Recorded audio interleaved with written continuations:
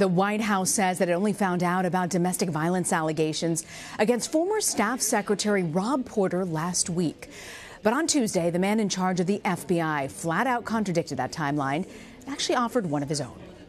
The FBI submitted a partial report on the investigation in question in March, and then a completed background investigation in late July.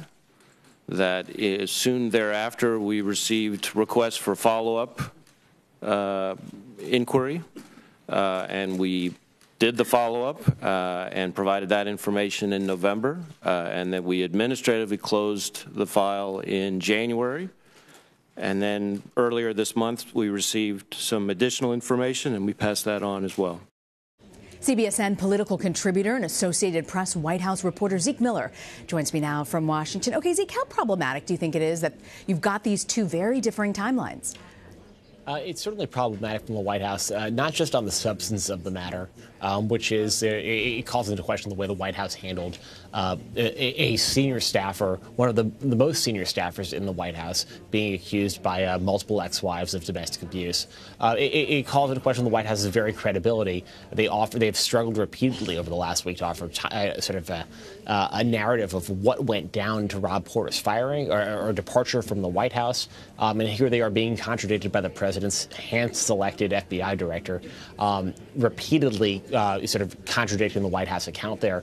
And that is a major problem for the credibility of this White House, both, on this issue, but on every other issue as well. If you can't trust the White House about sort of staffing issues, things that they have complete control over, how can you trust them about other things as well? So the White House has stood by Chief of Staff John Kelly, but what's the story behind the scenes? Is his job in jeopardy?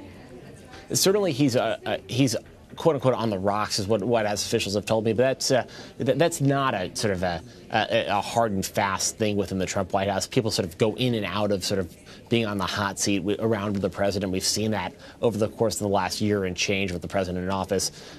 People who we thought might be leaving and then don't leave and find their way back into the president's good graces. But certainly John Kelly's credibility in Washington as a power broker, as an honest broker in town has certainly suffered a hit. Here he is, repeatedly misstating, people around him misstating sort of his account of what he knew when about Rob Porter. And that is a problem for him and sort of his ability to sort of carry out the job of chief of staff. It certainly lessens his ability to reach across the aisle and sort of reach across credibly to other agencies. And it undercuts his political capital in Washington. That's one of the most important things for a chief of staff. Their job is to sort of be this convening authority in town. And if their credibility is somehow impeachable, that is a problem. And, National Intelligence Director Dan Coats told you and your colleagues at the Associated Press that the system for security clearance is, quote, a broken system. What did he mean by that? And are there any reforms that he's suggesting? One of the things we've noted about this White House from the very beginning is the large number of people around the president who are operating under interim security clearances. And people close to the White House will say that this is normal because so many people in the Trump White House have never served in government before. Many came from business, other walks of life, and they view that as a sign of fresh blood in government, sort of breaking up the federal bureaucracy. That's all well and good, except for the fact that it's been a year and change, and these people haven't been able to get security clearances, permanent security clearances yet. And Rob Porter being sort of the poster child, as if you will, for somebody who didn't get a security clearance for a very good reason, it now seems. That is a problem for the White House, in that these people are operating these very senior roles without the full vetting of the federal government behind them. What Director Coats told my colleague Deb Reichman was that maybe it's time that these people in these sensitive jobs who have these interim clearances and not full clearances have their information limited. That is not the practice currently in the West Wing, and generally across the federal government. If you have an interim clearance, you act as though you have an actual full clearance. And what the DNI suggested was, no, maybe if you have an interim clearance, you only get a small subset of what you would get if you had a full clearance, and that you'll only have access to all of that information once you get all of the way there. And who would regulate that? I mean, who's overseeing something like that? Who gets full? I mean, there's just such a wide body there at the White House of folks dealing with intelligence all the time. Well, certainly, if you were to think about the, Jared Kushner being the president's son-in-law and senior advisor, is somebody who's operating under an interim security clearance.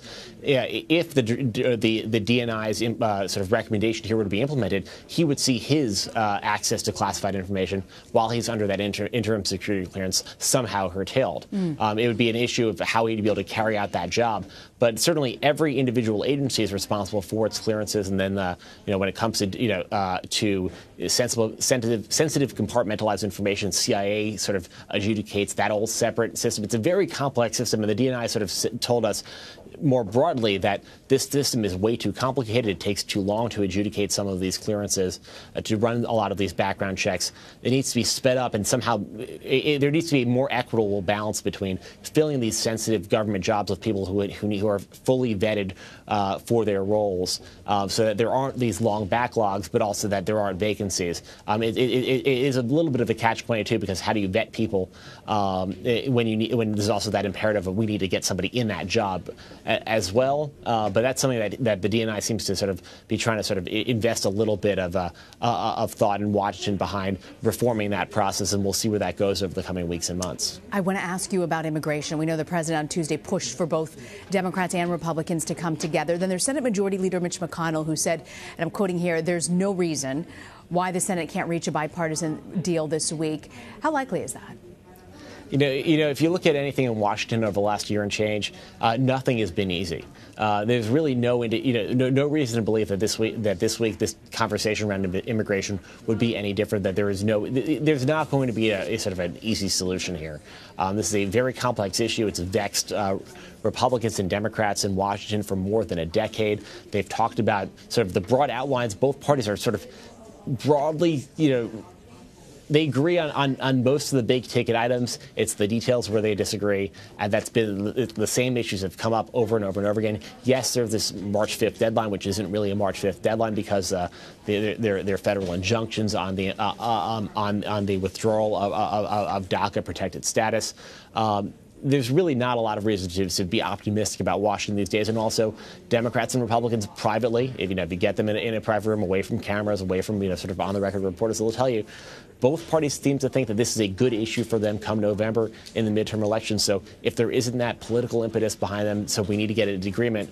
And Washington in general hasn't really worked all that well over decades. It's kind of hard to see how something comes out, certainly on that short timetable of being this week. Zeke Miller. Thank you, Zeke.